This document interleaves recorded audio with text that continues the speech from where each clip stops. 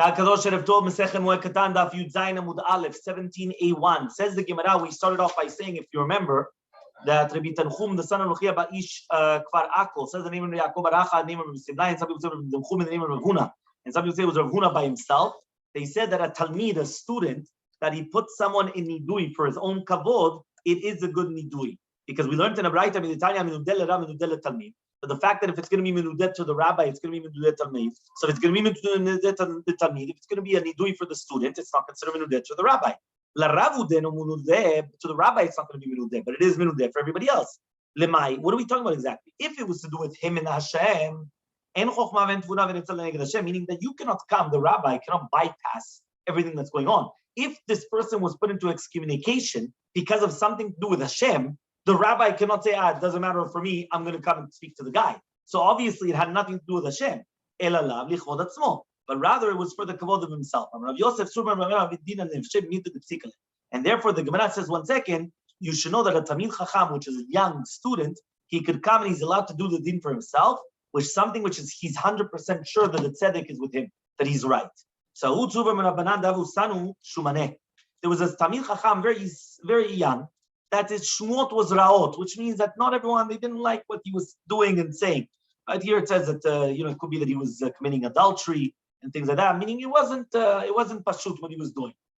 So Amar Rav Yehuda said to his friends, hey, what are you going to do? Leshamte, if we're going to put him in excommunication, the rabbis need him, right? Because he's the rabbi kilu.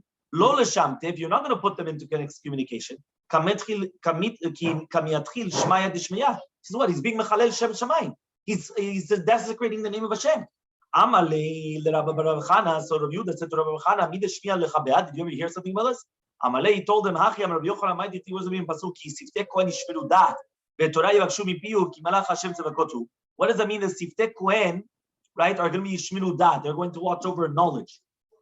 Then you could ask for Torah ki malach Hashem tzavakotu. Im domeh harav lemalach Hashem. Only if the rabbi is compared to a malach Hashem, then yivakshu Torah mipiv. Then look for Torah from his mouth. But im lav, and if not, al yivakshu Torah mipiv. Don't even bother for looking for Torah from his mouth. Shamte Rav Yehuda. So what did he do? Immediately Rav Yehuda went and he put him in nidui. He put him in excommunication. Lesof at the end, ichlash Rav Yehuda. Rav Yehuda was sick, right? He became sick. Atu Rabbanan l'shir lebei. So they came to visit him. Atu ve'ata ihu nami badayu. So he came. Rav Yehuda saw him, he laughed. Amalei, the Tamil Chacham told Rav Yehuda, Lo mistayach deshamte lehu gavre. Right? He says, what? Is it not enough that you already put me in nidui? But you're also laughing at me. Amalei, he says, Lav vedidach mechayachna. Not laughing at you. But when I go to that world, I'm going to be happy that I didn't even do chanupah to somebody like you. That means I wasn't afraid of somebody even like you, because people were afraid of him. Says, I'm gonna be happy. Why? I'm not even afraid of people like you. That's what he told him. Yeah. So he says over here, so Rav Yehuda passed away. So the person came to the Midrash. He said to them, Sharuli, permit it. The rabbi said, there's nobody like Rav Yehuda to permit it to you. Go to Rav Yehuda Nesiya and ask for him to do it. He went to Rabbi Yami, go look at his deed. Should we actually permit it or not? Then permit it. So he thought of permitting it. He said, look at the shivcha of the house of Rebbe. They weren't noheg kalut rosh and her nidui. Meaning you had a maid servant of the house of Rebbe. She put somebody in excommunication, and they were so strict on it, they didn't just stam b'mizazel, right? And they didn't permit it for 3 years. Yehuda chaverenu alacha kama b'chama. Yehuda, a friend of Yehuda. What? For sure you can't just come and start permitting it like that. Samara bizira says a bizira. Mai de kaman. What was the story? The ata haina hisaba b'midrasha. The Davka Rav Shmuel Bar Nachmani came to the Midrash today. Meaning, out of all the days, why did he come today to the Bet Midrash? This Rabbi Shmuel Bar Nachmani was not there. So what happened? Imagine, the guy was never in the Bet Midrash, right? In this Bet Midrash, and all of a sudden, Bidiyuk on that day, he's there. So they went to say, what's going on? He didn't come for many years. So for sure, we have to know that we're not supposed to permit it for him. Velo sharule. So they didn't come and they didn't permit it for him. Nafak kabache ve'azil. So he went out and he started crying in the Bet Midrash, right? Ata zibura v'tarke amate. And Atzirah came, and what happened was Atzirah is a hornet. A hornet came and bit him on his organ, on the male organ. The shachiv, and he died. They brought his body to the me'arav, the chasidim, velo kibluhu. They didn't let him go in. But there was a nachash that came and didn't let him go in. So they brought him to a body, they brought the body to the me'arav, the dayanim, and they accepted it. Right? So then what happened? Right? Which means the betin, right? Which is less than the chasidim. So he says, my tama, what's the reason? He says, Davad Rabbi Lai. Because he did like Rabbi Lai. Listen to the story. The Tanya Rabbi, we learned in a right, Rabbi Lai says, if a person sees that he has a strong Yetzer Ra, you should go to a place where nobody knows him. You should put on black clothing, and he wraps himself with black, and he should do whatever he wants. Meaning a person has a Yetzer Ra for a woman, right? He goes to somewhere where nobody knows him. He puts on a black person, a black clothing, everything black, and he shouldn't, what? Yes, and he should not be mechalel shem shamayim befarhes.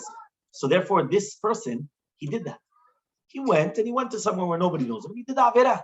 But the rabbis, they heard about it. So they put him in excommunication. What happened afterwards, if you remember? He was upset. So when Rabbi Yehuda passed away, they wanted to permit it. And then what happened is that Min HaShamayim, they sent the rabbi that wasn't in the Beit Midrash for a few years to the Beit Midrash to say, you can't permit it so easily. What? Somebody gets into Nidui Gamarnu. That's it. You have to wait. You have to start looking into it well. What happened? Atzirah, a hornet came and he bit him exactly there. That's it. That's all that they needed. Okay? What was the story of the Shivcha Shel Bet Rebbe? He says, De'amta de Rebbe chazitela ugabra. Because it was a maidservant of Rebbe that he saw someone that was hitting his older son. Amra, so she said, imagine, a maidservant, are you listening? A maidservant of Rebbe went and she saw somebody hitting the older son, meaning it was his older son. She put him in nidui. She put him in excommunication. A maidservant. Right? The kavar mishum lifnei ver mishol, because he went against the transgression of lifnei ver mishol. The time we learned the Braita, lifnei ver mishol v'makil livno gadol k'tum ver. You're not allowed to hit your older son. Why? Because if you're going to hit an older boy, he's going to come and he's going to hit you back. So therefore, you're not allowed to lifnei ver. You're not allowed to hit. Resh Lakish, hava minateh pardesa. Once it happened that Resh Lakish was watching over a pardes, an orchard. Atau gavra bekachil te'anim. Somebody came. He started eating te'anim. Rama bekala. So he started screaming. He didn't care. Amar, he said, he says you should be in nidui. Yeah? Amar, he said, Adraba, the opposite. You should be in nidui. Why? He says, you're right. I stole from you. I have to pay you back money. But I get nidui for doing that? I don't get nidui for doing that. So he went to the Bet Midrash. And they told him, Shelo nidui. Shelcha enu nidui. Your nidui is not a good nidui. His nidui is a good nidui. Umay takante. So what's the takana?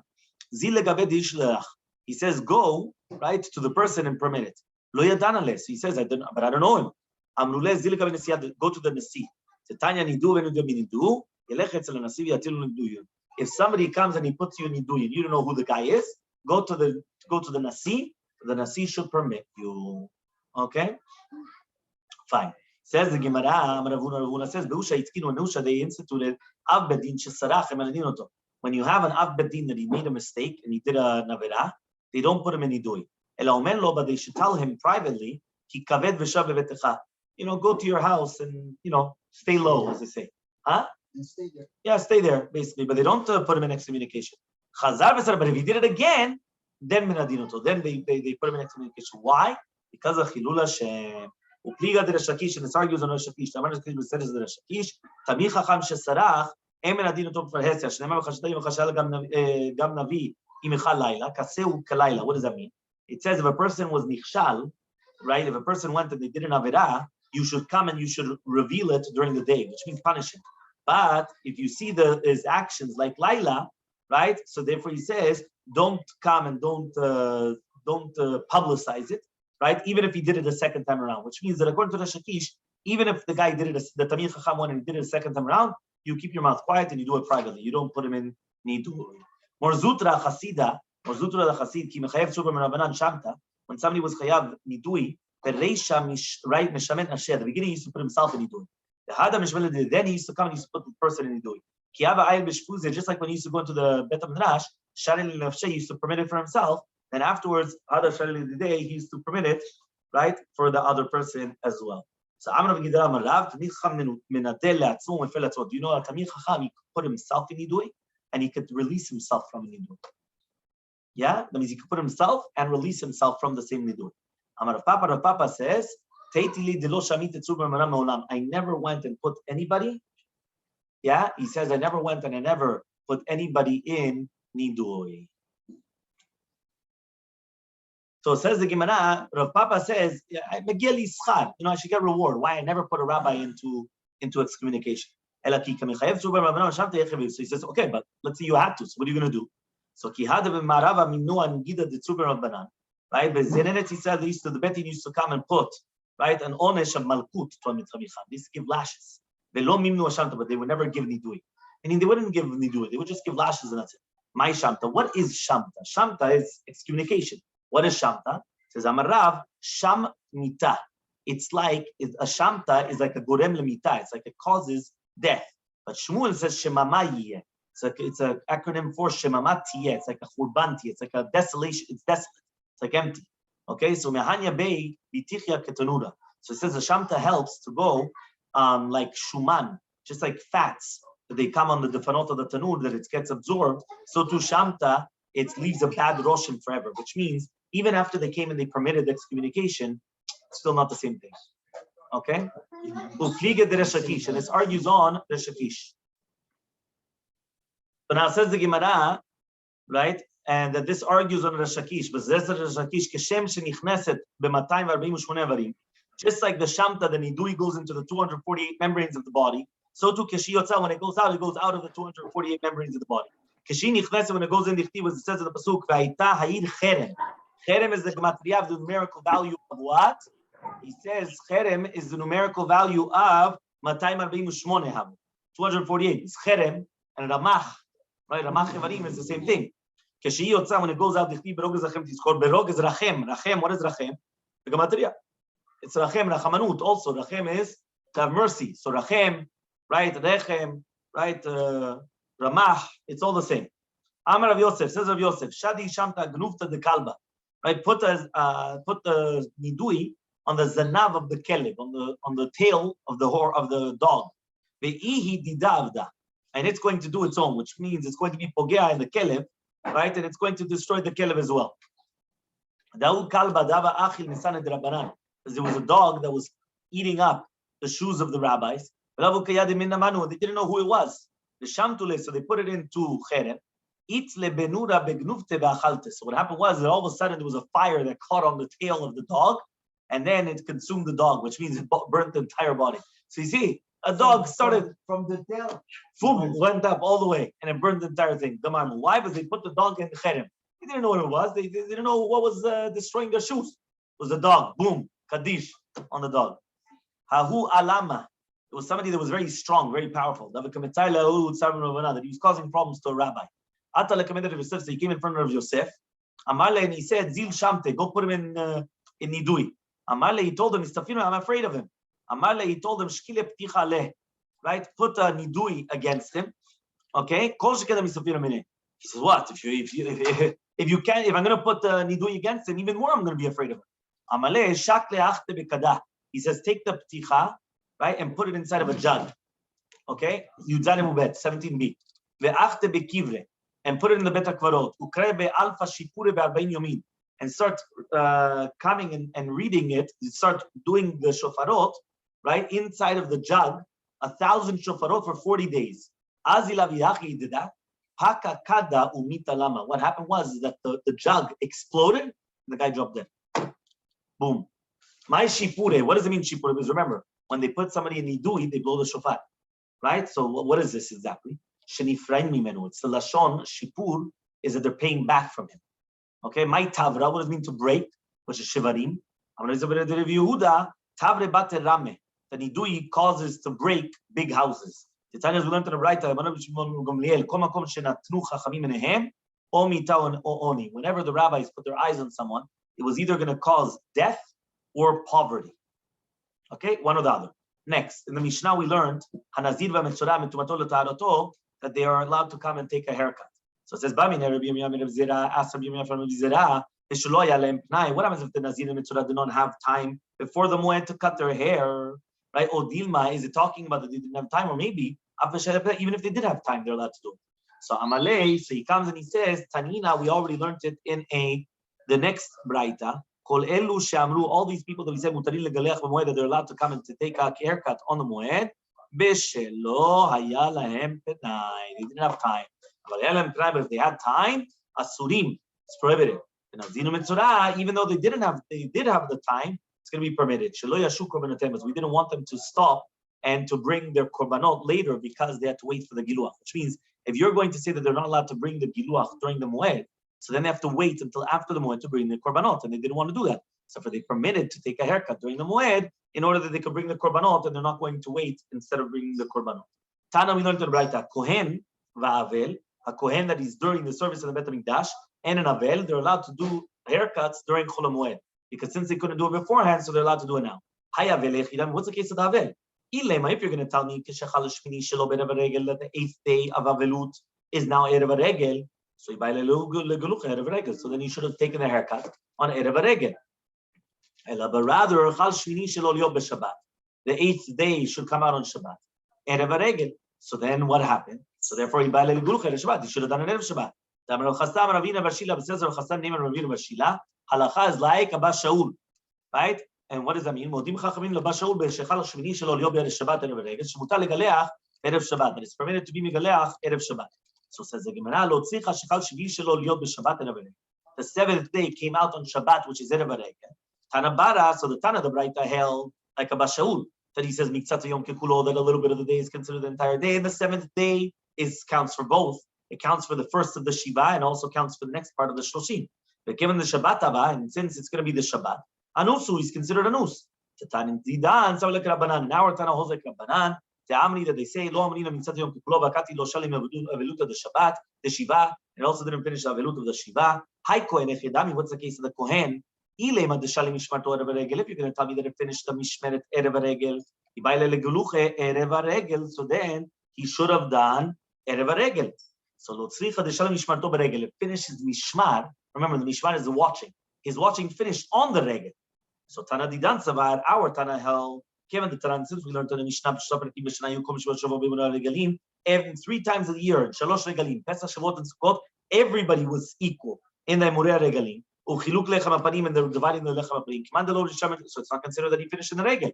Tana Bara Savar, but Tana held, Afagav the Shayach, Behanach Mishmanot, even though it is Shayach and Mishmanot, Mishmar Temi Yashinule, he finished his Mishmar. Tanu Rabbanan, we learned in the Braita. Whoever's allowed to take a haircut on Chol HaMoed, they're allowed to take a haircut during their Avelut. Ava Tanya Asurim, he said it's a Asur. No, he was one after another. Meaning if he was in Avelut and then it became another Avelut, and he didn't have enough time between one Avelut to the other Avelut to cut his hair, he's allowed to cut his hair. So says the Gemara, and everyone agrees with that. If he has too much hair, he could lighten it with a razor. He could come and start cutting a little bit of his hair. And he could wash his clothing in water. So answers the Gemara, only with a razor, not with scissors, with water and not with soap. Amar of Chasta says of Chazad, so you see from here that an Avel is not allowed to clean his clothing. Fine. So Tanu Rabbanan, we learned in a Braita, just like you're not allowed to take a haircut during Moed, so too you're not allowed to cut your nails during the Moed. These are the words of Rav Yehuda. Rav Yosef, he says it's going to be permitted. Just like they said an Avel is not allowed to cut his hair during the Avel, so too he's not allowed to cut his nails during the Avelut. These are the words of Rav Yehuda. Rav Yosef permits. So Amarula halacha is like Rav Yehuda Avel, that you're allowed to cut your nails during, that it's a sul to cut the nails during Avelut. But halacha is like Rabbi Yosef, that on Chol HaMoed you're allowed to. And Shmuel comes and he says, halacha is like Rabbi Yosef, that you're always allowed to cut the nails. right? So he says, that we always go like the lenient opinion in Avelu.